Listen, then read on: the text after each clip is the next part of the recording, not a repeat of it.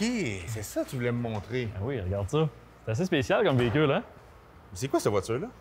Ça, c'est une Allure J2X. Ça a l'air vieux pas mal. Ben, écoute, c'est des véhicules qui ont été bâtis premièrement, disons, période d'après-guerre. OK, mais ça, c'est neuf, là. Ben oui, c'est une version moderne. Et c'est assez spécial parce que le siège social, ou disons, le manufacturier est rendu ici, sur la rive nord de Montréal. Mais écoute, si tu veux en savoir plus, là, on va visiter la shop, puis on va parler avec le propriétaire.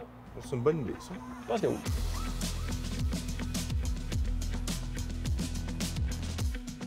Bonjour, monsieur Allard. Bonjour, bonjour. Un gros merci de nous accueillir dans vos locaux. Si je ne me trompe pas, c'est des véhicules qui ont un design comme d'après-guerre, début 50. Sidney Allard, c'était le concepteur des voitures de 1948 à 58. Il y avait deux modèles qui étaient des voitures de compétition.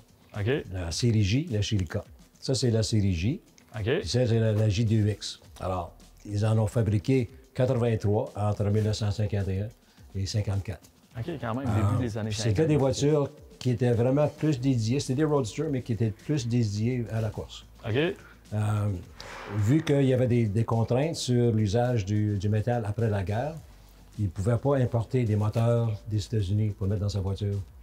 Ça fait que presque toutes ces voitures ont été expédiées sans moteur.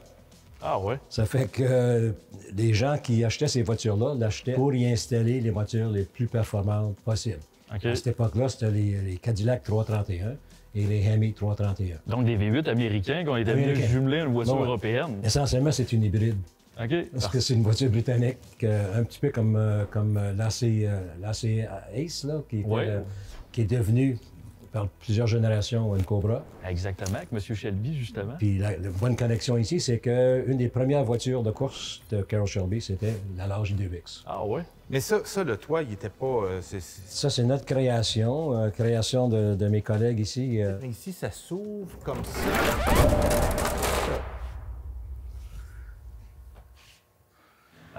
Vous, le véhicule, c'est vous, dans le fond, qui avez racheté les droits pour le fabriquer comme tel, ou... Moi, c'est un accident de parcours. Pour mon 50e anniversaire, je suis allé en Angleterre. Je voulais revenir avec une Encinelli 3000. OK. C'était ma voiture, mon dada. Là. Je faisais toutes les petites expositions dans le village, voir si je pouvais en trouver. Il y en avait, oui. OK. Mais il y a une coïncidence vraiment bizarre, c'était... Il y avait des livres d'auto dans des caisses de lait. Puis OK. je suis passé par là, puis dans une des caisses, il y avait mon nom de famille. Alors, je sors ça, puis il y avait une JDX à la couverture. Je dis, ouais, non. Puis je pensais vraiment connaissant des voitures anglaises surtout. Mais celle-là, alors, j'ai jamais entendu parler de ça. Mais en gros, vous saviez pas que vous aviez de la famille en Europe. Parce que Sidney alors, ça donne à être votre grand-père? Non, il n'y a aucun lien de famille. J'ai repris le modèle et en fait une version moderne. Fait qu'en gros, c'est votre arrière-grand-père. Il n'y a aucune ligne qui se croise dans les... OK. Fait que, mais il n'y a pas, tu sais, au bout de la pyramide, ça peut être votre famille. Il y a une possibilité. Moi, je voulais vraiment pas entrer dans le monde des qu'on appelle les kit cars. Ouais. Des voitures assemblées avec un... T'sais. Fait que je me suis dit, je veux une voiture qui va être homologuée, qui va être sécuritaire et tout ça. Alors, on a changé le châssis au complet. OK. Puis la carrosserie, on a fait beaucoup de modifications. Une des premières modifications qu'on a faites, c'est on a allongé l'empattement de 6 pouces. Le 6 pouces, on l'a pris dans la porte, parce qu'avec un siège bas qui ne bougeait pas, le volant qui était 17 pouces, c'était vraiment contraignant avec le garde-feu qui était sous le menton. OK. Alors ça fait un habitacle où on a vraiment beaucoup plus de confort. L'autre chose importante qu'on a faite, on a ajouté un coffre à l'arrière. Ah ouais? L'original n'en avait pas. Il y avait une petite ouverture où tu pouvais changer les engrenages pour faire de la course. OK. Mais pour mon marché cible, qui sont souvent des golfeurs, maintenant, notre coffre arrière, on peut mettre 2 sacs de golf à l'intérieur. Et c'est quoi votre moyenne au golf? Je joue pas au golf. OK.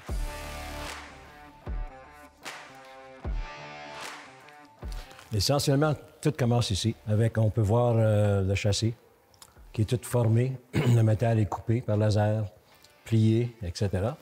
Et ça forme la base de chacune de nos voitures. le châssis est fabriqué ici. Il est fabriqué ici. OK, fait qu'à partir de la base, là, à partir de scratch, ça commence ici. Ça commence ici. OK. Belle structure. Oh my God. Le châssis lui-même a passé beaucoup d'étapes d'engineering pour vraiment avoir un frame qui est triangulé et qui est très rigide. Les carrosseries sont faites dans nos moules ici et on fait aussi nos propres couettes. Les couettes électriques? Les couettes électriques sont faites ici. Bon, on peut aller voir ça. Ben oui. Oui. OK, ça fait du fil, là. Ouais. Ici, on voit une couette électrique du moteur LS3 E-Rod. Wow! Il y a du jus là-dedans. Sorry.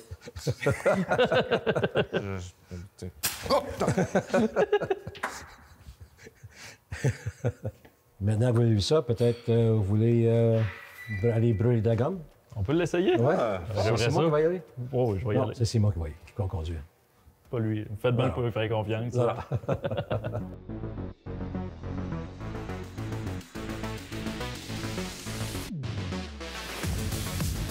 C'est parti. Yeah. Es-tu content?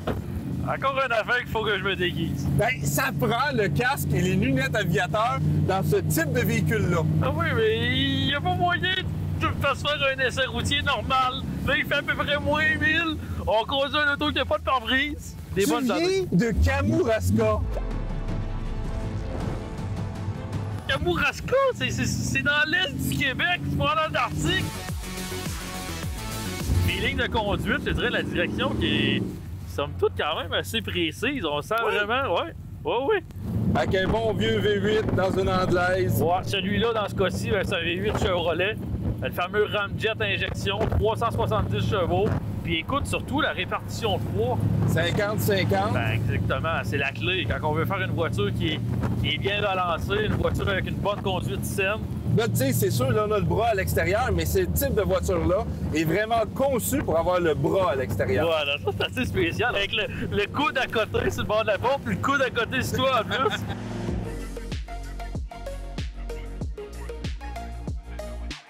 Le tableau de bord, il est beau, hein, avec le Hey, stainless est brossé, écœurante. quoi. La finition est écœurante. La Ouais. voiture, là, les matériaux utilisés, il parlait des cuirs, monsieur Allard. Le siège, il est confortable. Là. J'avoue que pour côté confort, là, moi, j'ai aucun problème. Il y a de la place pour les jambes. On va te dire que, en termes de pare-brise, là, si tu croises une grosse guêpe, tu l'as direct dans les dents.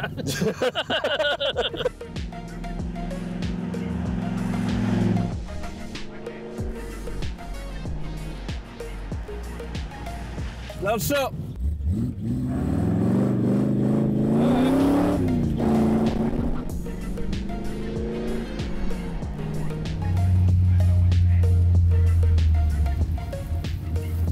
Là, malgré la température, là, c'est une méchante belle rail, ça, Johan. Je sais pas qu'est-ce que t'en penses. Là, on pourrait reporter ça. Johan! Johan! Il est gelé!